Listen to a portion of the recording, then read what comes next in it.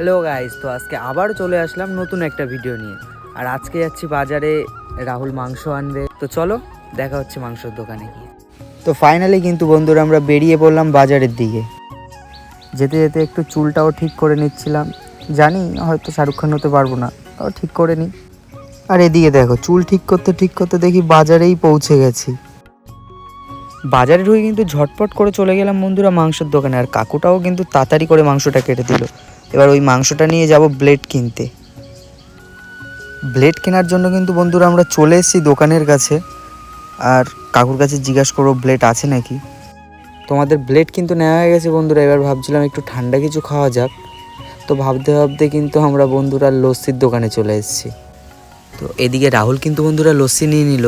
আর তোমরা যদি কেউ খেতে যাও ঝটপট চলে আসো, আমিও একটু খেয়ে নিলাম। তো বন্ধুরা আজকের মতো কিন্তু এইটুকুই। আবার দেখা হচ্ছে পরের কোনো মিনি ব্লগে। ততক্ষণের জন্য টাটা।